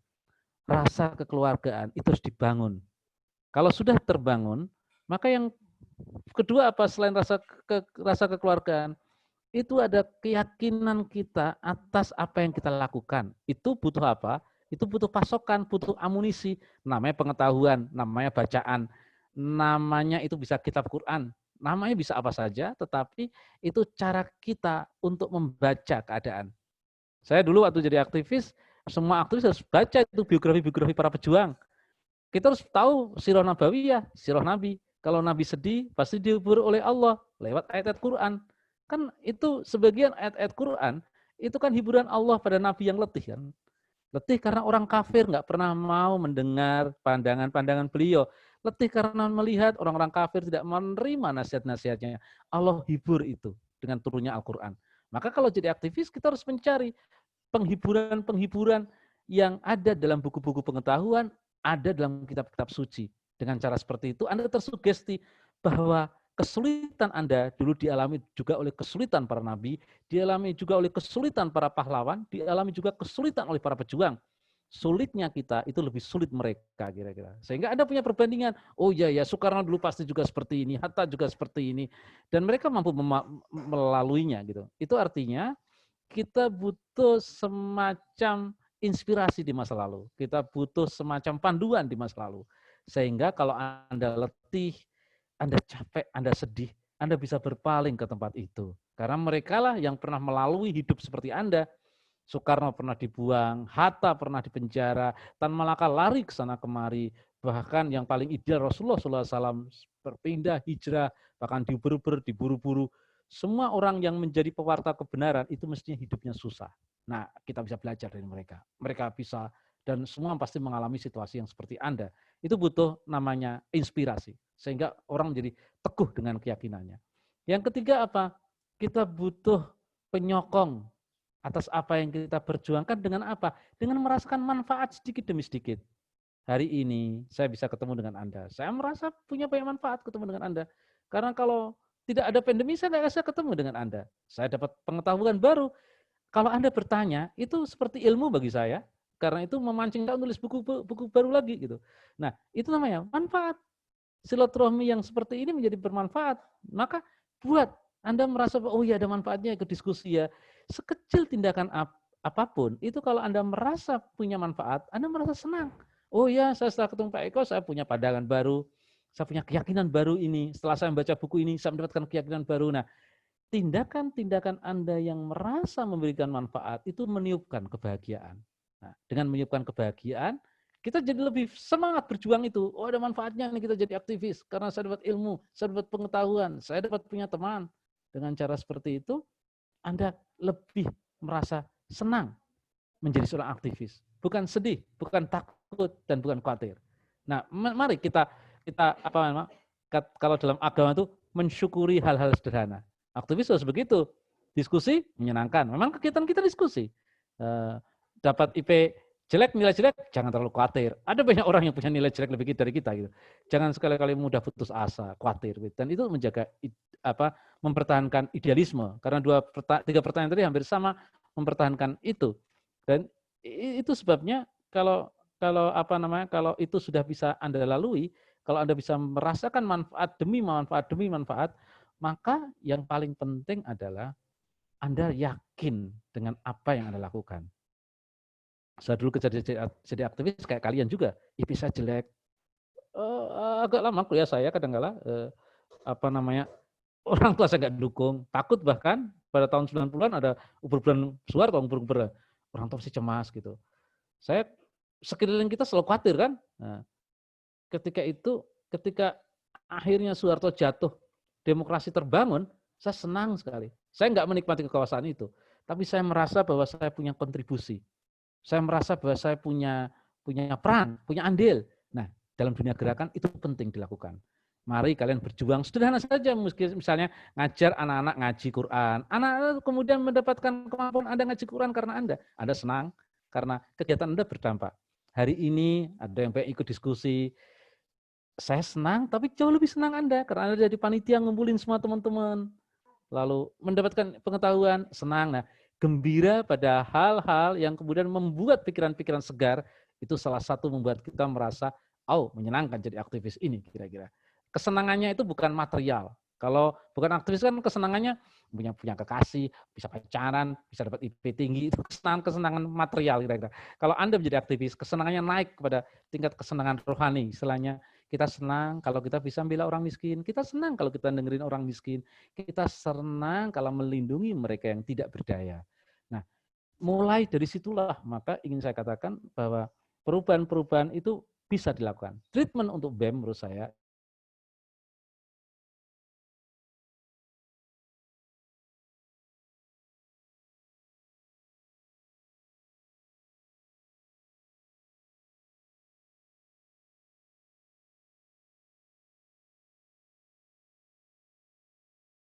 dunia yang kejam sekali. Padahal dunia kenyataan tidak seperti itu. Dunia kenyataan itu bukan kita harus tampil sesempurna terus-menerus seperti di media sosial. Itu bukan dunia kita. Dunia sebenarnya adalah ada ketimpangan, ada kemiskinan, ada ketidakadilan. Nah, karena itu kita harus ajak.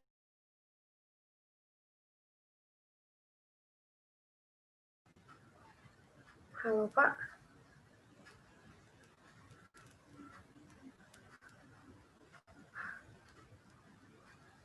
Halo, Pak. Oke, mungkin ada sedikit terkendala jaringan di Pak Eko.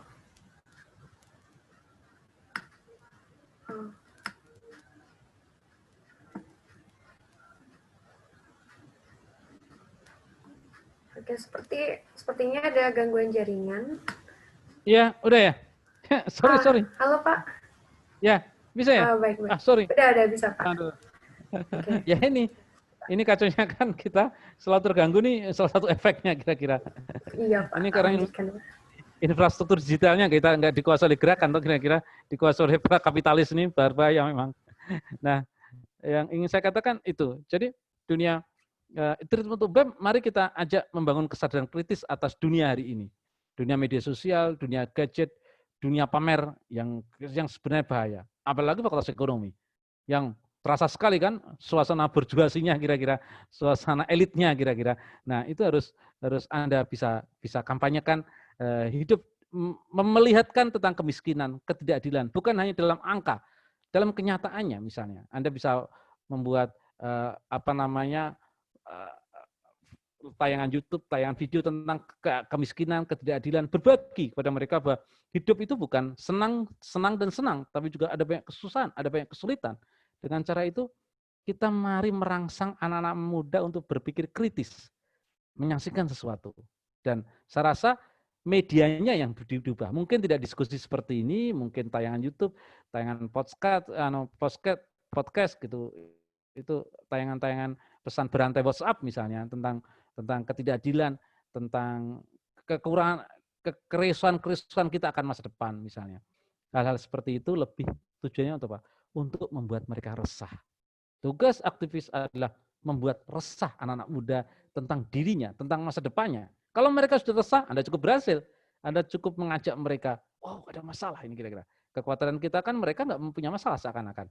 Padahal mereka jauh lebih punya masalah lebih kompleks. Anda yang lebih tahu, maka Anda mampu mempropagandakan keresahan itu. Mungkin itu jawaban saya yang tidak sempurna ini. Saya kembalikan ke moderator. Baik, Pak. Berbicara tentang prinsip nih, Pak. Setelah saya membaca buku Bapak, di sini saya tertarik di bagian Bapak mempunyai masalah ketika buku Bangkitlah Gerakan Mahasiswa ini hampir selesai ya, Pak, dengan kampus Bapak sewaktu itu. Lalu dengan keadaan seperti itu, bagaimana Bapak bisa kuat pendiriannya untuk tetap menjadi aktivis tidak goyah, Pak? Karena dengan biasanya kalau orang yang sudah seperti itu, mereka mudah tergoyahkan gitu, Pak. Mereka merasa takut untuk menjadi aktivis lagi, Pak. Jadi bagaimana Bapak berprinsip, berpegang teguh untuk tetap menjadi aktivis walaupun kampus sudah seperti memblokade Bapak gitu, Pak. Menekan Bapak dengan seperti itu, Pak. Silakan, Pak. Ya, terima kasih Putri. 5 tahun yang lalu, buku itu kan 7 tahun yang lalu kira-kira. Itu ketika itu saya dikeluarkan dari kampus gitu karena ya kegiatan gerakan saya gitu, kampus sampai memecat saya, bahkan saya bekerja di dalamnya waktu itu. Ada adegan yang menarik ketika saya dapat surat pemecatan itu. Saya dapat surat pemecatan. Hari itu juga saya dapat surat pemecatan. Hari itu juga saya diundang ceramah untuk beasiswa mereka-mereka yang duafa gitu. Saya diminta memberikan motivasi. Bayangkan, saya baru aja dipecat dan itu butuh motivasi. Lalu saya harus ngasih motivasi gitu. Ketika saya datang ke tempat acara itu, saya hilang. Apa yang saya rasakan itu? Karena sesulit-sulit saya, lebih sulit mereka. Mereka sedang mencari beasiswa, mereka harus memburu prestasi agar mendapatkan beasiswa, mereka masih punya persoalan masa depan yang lebih kompleks ketimbang saya. Artinya, kalau kita punya kesulitan, datanglah kepada orang yang lebih punya kesulitan. Untuk membuat apa? Kita bersyukur, oh iya kesulitan saya nggak seberat mereka gitu. Masalah saya tidak serumit mereka kira-kira. Nah ketika membandingkan hal itu, kita merasa bahwa hal yang kita alami itu kecil nilainya. Dan jangan sampai hal itu mengganggu keyakinan kita. Nah apa yang tadi saya sampaikan di Putri di awal tadi, ketika kamu memutuskan menjadi aktivis, ikutlah jalan itu. Berpegang teguhlah pada itu. Jangan sekali-kali kalian kembali ke jalan yang keliru. Kemudian Anda merasa kok, kalau ketika Anda mengatakan bahwa aduh jadi aktivis lebih susah ya, lebih nggak usah lah, itu lebih berbahaya lagi gitu. Sekali Anda menempuh jalan itu, yakini karena jalan itu pernah dilalui oleh mereka sebelumnya. Jalan itu pernah dikerjakan oleh teman-teman seangkatan saya, tokoh-tokoh sebelum saya, dan mereka mau melalui jalan itu. Dan sekali lagi itu bukan jalan tol. Itu jalan yang lebih rumit, lebih baik. Berarti kalau kita melewati jalan buruk itu bukan jalan yang terbaik. Kira-kira. Kalau dalam istilah Quran itu itu seperti jalan yang susah kira-kira. Dan jalan itulah jalan aktivis, membantu, membela yang lemah, itu diantara hal-hal itu.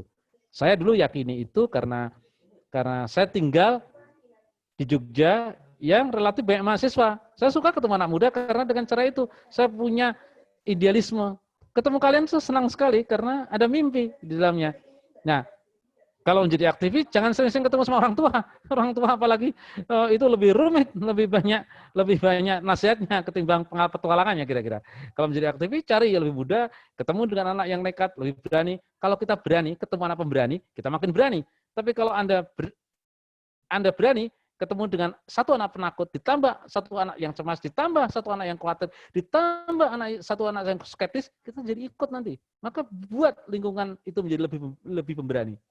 Saya sering kan katakan, kalau bisa sekretariat BEM, itu isinya bukan hanya acara, ruangannya dihias dengan kata-kata mutiara Soekarno, Hatta, Tan Malaka, kutipan-kutipan hadis Nabi, agar membuat apa? Ruangan BEM beda dengan ruangan kuliah. Itu kita jadi betah di ruangan BEM. Kalau ruangan BEM tidak ada poster sama sekali, tidak ada kata-kata mutiara sama sekali, tidak ada agitasi sama sekali, ya itu kemudian membuat kita jenuh juga, khawatir juga.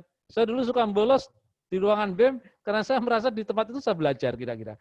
Nah, itulah yang ingin saya katakan, mari membuat ekosistem kita itu mendukung keyakinan kita. Kalau kita nggak bisa mengintervensi luar, paling tidak ruangan kita, kamar kita, itu membuat tempat di mana keyakinan kita itu tercerminkan dalam ruangan itu. Gitu. Saya mungkin titik ini, Putri, saya ingin sampaikan. Terima kasih. Baik, Pak. Berarti lingkungan itu yang membangun keyakinan kita ya, Pak. Oke, baik. Selanjutnya kepada peserta yang ingin bertanya lagi, dipersilakan untuk mengklik fitur raise hand-nya. Oke, baik. Baik. Yang terlebih dahulu itu dari Saudara Wery. Kepada Saudara Wery disilakan untuk bertanya. Baik. Assalamualaikum warahmatullahi wabarakatuh. Terima kasih kepada moderator yang telah menyediakan saya untuk bertanya kepada Pak Eko, dan juga terima kasih kepada Pak Eko yang telah menyampaikan wawasan yang luas mengenai pergerakan mahasiswa. Nah, saya ingin bertanya Pak, seperti yang kita ketahui pada saat ini banyak sekali pergerakan yang dilakukan oleh mahasiswa tentunya Pak, dan juga banyak sekali tuntutan atau pergerakan tersebut yang ditolak oleh rezim yang berkuasa. Seperti contohnya itu Omnibus Law gitu Pak. Jadi di Aliansi BEM Sumatera Barat itu sudah 7 kali mengadakan aksi penolakan terhadap Omnibus Law gitu Pak. Nah, bagaimana caranya agar aksi tersebut benar-benar didengar oleh rezim yang berkuasa Pak gitu. Jadi memang putus ya suaranya ya? Kok putus Pak? Enggak. Sorry, aku nggak gitu dengar.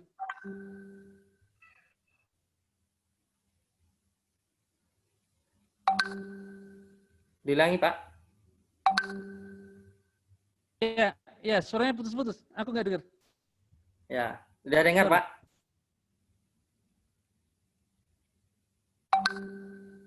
Halo Pak.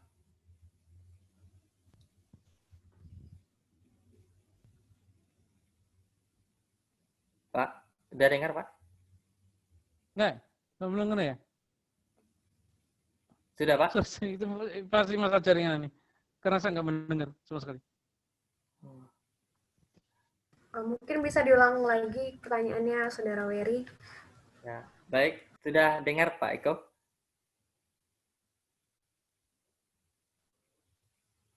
Halo Pak?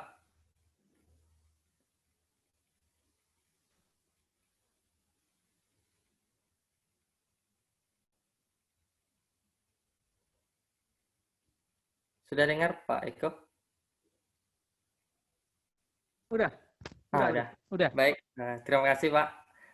Mungkin sekali lagi terima kasih kepada Pak Eko yang telah memberikan wawasan mengenai pergerakan mahasiswa tersebut. Dan juga mungkin langsung saja saya mungkin perkenalkan diri dulu Pak. Nama saya Wery Effendi dari mahasiswa Fakultas Ekonomi Universitas Andalas. Nah, yang ingin saya tanyakan Pak, di Sumatera Barat itu Aliansi BEM Sumatera Barat sudah melaksanakan 7 kali penolakan Pak terhadap rancangan undang-undang Omnibus Law, dan ketujuhnya itu wakil rakyat atau rezim yang berkuasa tersebut belum menentukan sikap gitu Pak. Padahal itu sudah dilakukan sebanyak 7 kali penolakan di depan gedung DPRD gitu Pak. Nah,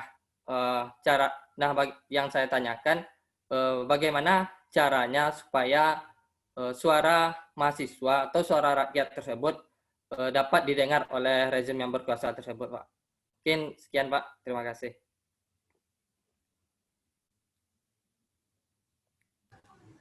Baik, ada terdengar Pak? Oke. Halo Pak? Halo Pak? Apakah bisa didengar pertanyaan dari Saudara Wery tadi Pak?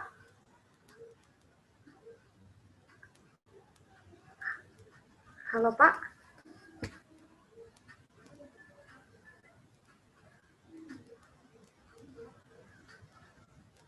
Halo Pak? Bisa lanjut Pak ke pertanyaan berikutnya? Atau bagaimana Pak? Betul kan nggak dengar ya suaranya aku? Halo Pak, sudah bisa dengar Pak? Ya, udah dengar, tapi nggak jelas ya. Kok putus-putus ya? Pertanyaan Saudara Wery tadi bagaimana Pak? Ada terdengar atau bagaimana Pak? Udah dengar, tapi putus. Saya coba. Apakah perlu diulang lagi pertanyaan Saudara Wery tadi Pak? Halo? Ya. Oke. Apakah perlu diulang atau bagaimana Pak? Sudah Pak?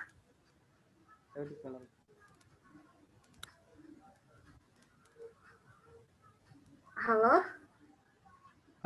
Ini kayak jaringannya ya. Ada peringatan jaringannya agak sedikit gangguan ya. Apakah bisa lanjut Pak atau bagaimana Pak? Ya, putus-putus suara Putri. Halo Pak, sudah. Dengar nggak kalau aku? Ya, dengar udah. Pak.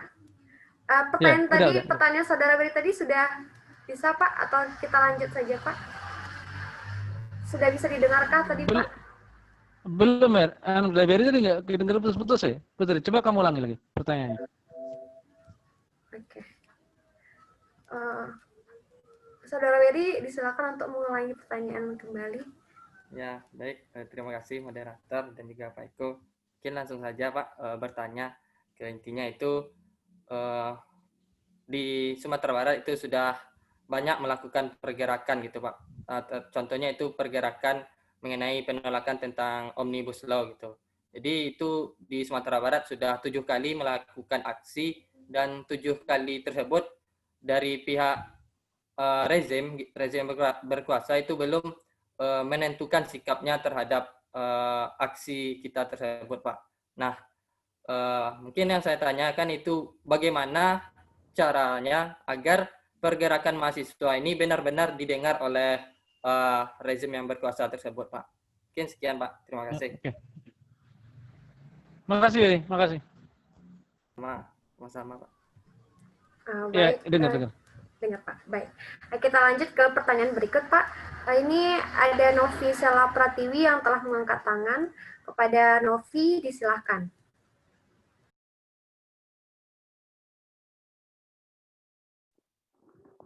Terima kasih kepada Kak Putri sebagai moderator. Selamat pagi teman-teman. Selamat pagi Pak Eko sebagai narasumber. Perkenalkan, nama saya Novi Sela Pratiwi dari Skripsi Jogja. Nah, di sini saya akan bertanya mengenai masalah penurunan. Kita bisa katakan bahwa gerakan mahasiswa di Indonesia khususnya banyak mengalami penurunan. Dan yang menjadi pertanyaan adalah mengapa hal tersebut bisa terjadi. Terima kasih.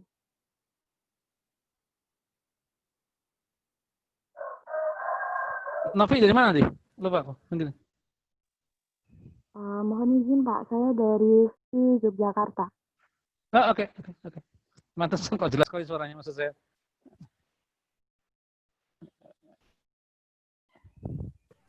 Baik Pak.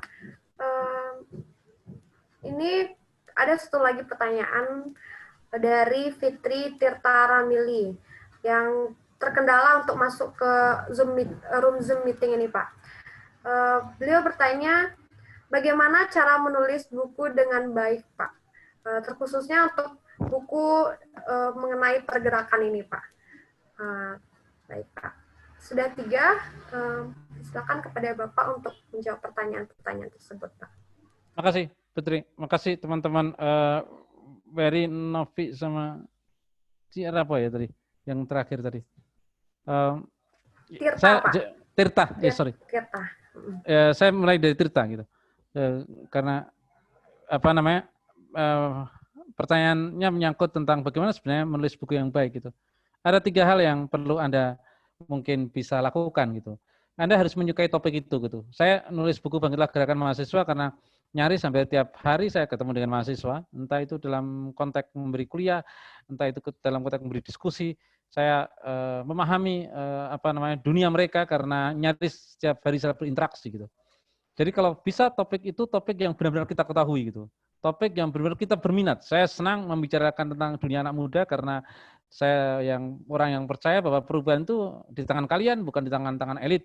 Saya yakin perubahan sosial itu, buku Bangkitlah Gerakan Mahasiswa itu sebelum meledak reformasi di korupsi gitu. Dulu saya orang yang paling percaya bahwa gerakan mahasiswa akan tampil kembali gitu. Banyak sekali orang yang tidak percaya gitu. Tapi ketika gerakan itu tampil muncul dalam aksi reformasi di korupsi, baru tesis itu dibenarkan gitu.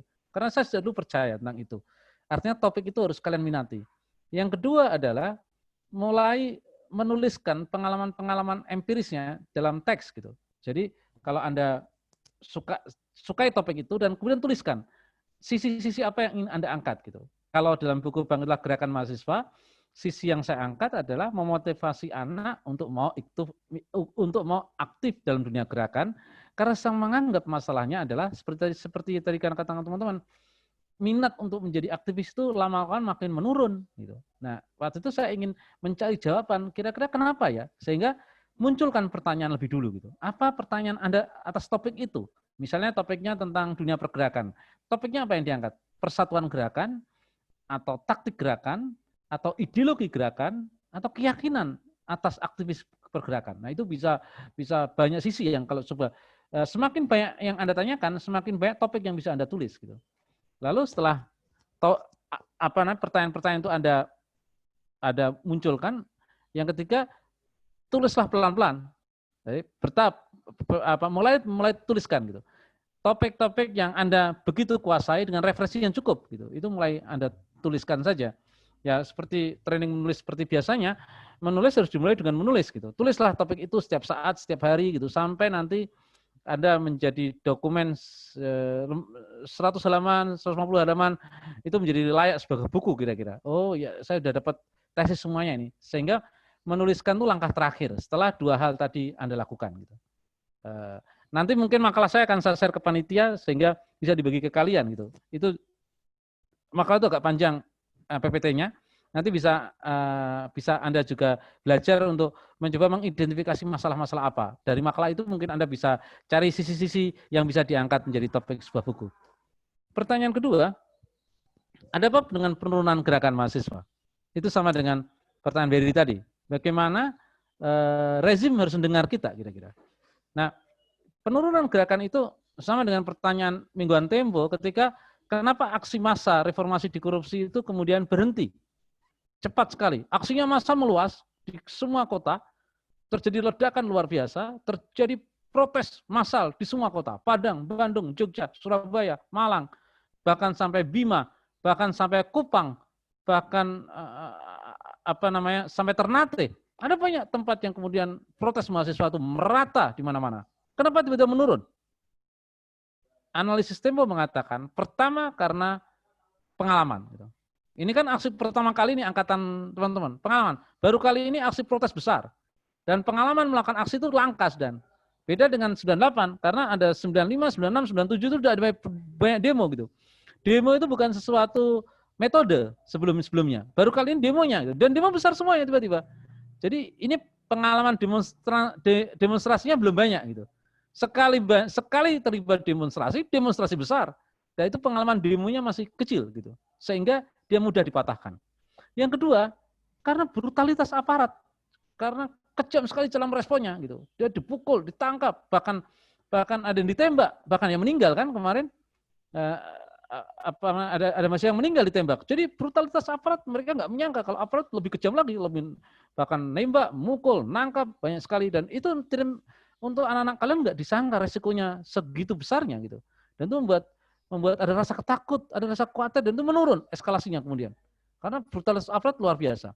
Tapi yang lebih penting lagi adalah yang ketiga, yaitu ideologisasi gitu. Jadi keyakinan politiknya masih lemah gitu kira-kira. Jadi ketika ini sendi yang paling utama, kalau ideologinya lemah, itu mudah sekali kena pukul gitu kira. Sekali direpresi akan turun semangatnya. Sekali dikasih sanksi akan turun semangatnya. Karena keyakinannya masih lemah.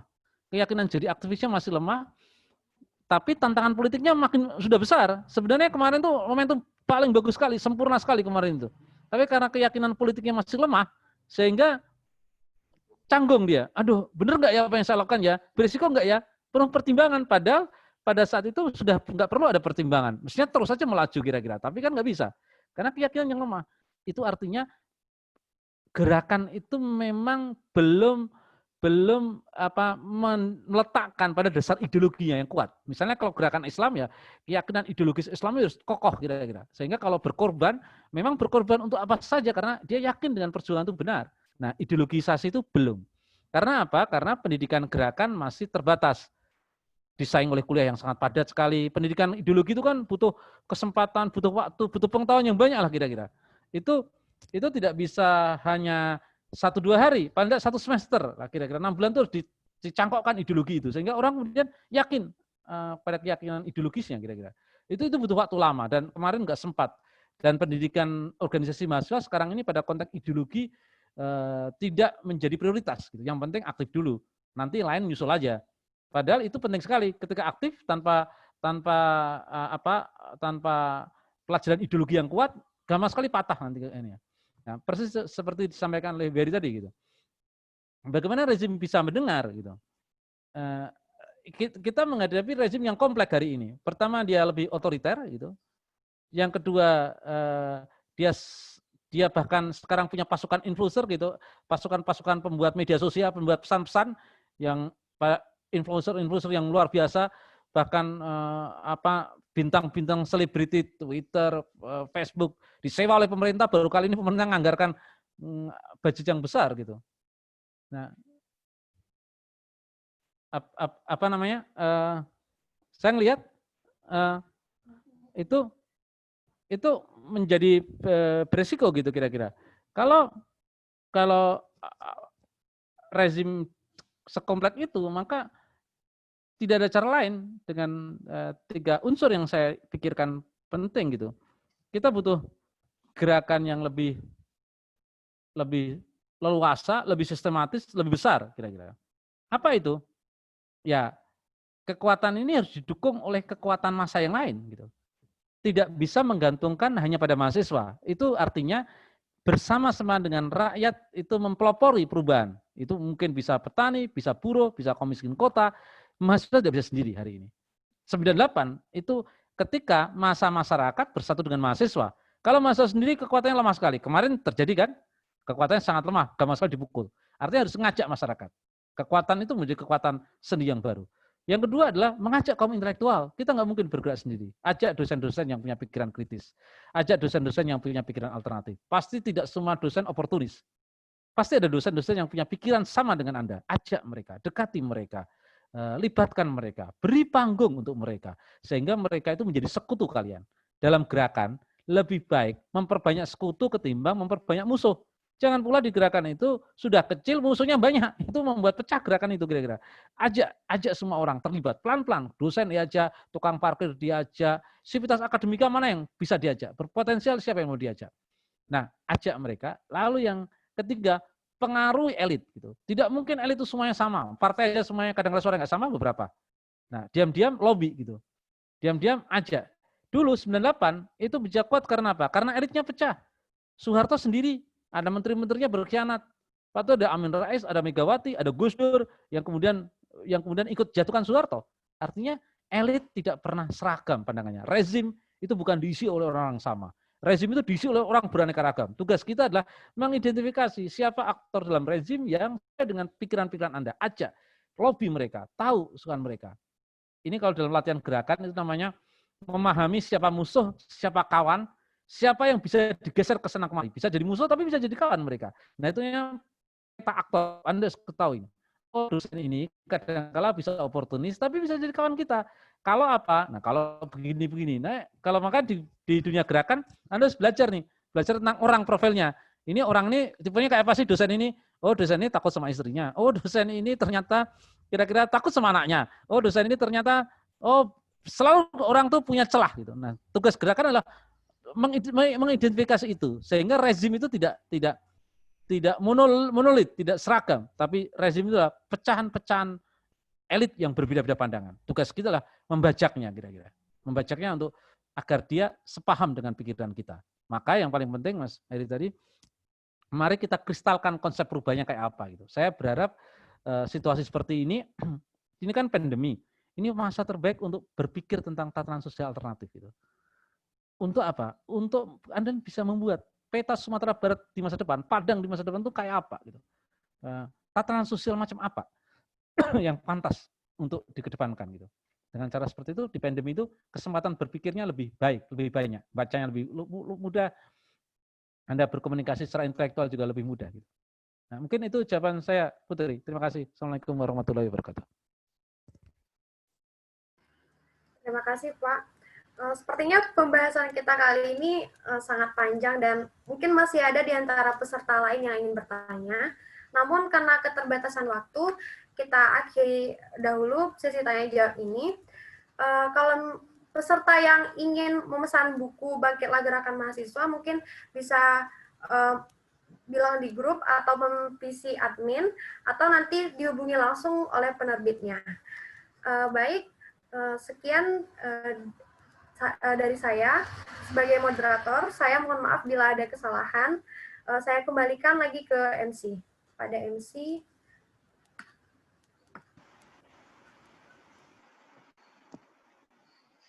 Terima kasih kepada Bapak yang telah menyampaikan materi yang sangat luar biasa dan juga partisipasi dari para pesertanya juga antusias gitu. Kami dari panitia mohon maaf atas segala kekurangan dan kekhilafan dalam acara kali ini. Terima kasih atas partisipasinya. Wassalamualaikum warahmatullahi wabarakatuh. Waalaikumsalam. Terima kasih semuanya, teman-teman panitia BEM Fakultas Ekonomi. Saya senang sekali bisa bertemu dengan kalian. Terima kasih ya. Assalamualaikum warahmatullahi wabarakatuh. Terima kasih, Pak. Terima kasih, Bapak. Terima kasih, Pak. Sekali lagi diingatkan kepada para peserta, kita untuk mengisi link absen yang ada di chat Zoom gitu. Ada dua, ada yang untuk pengurus BMFE saja dan ada yang untuk peserta di luar BMFE. Terima kasih.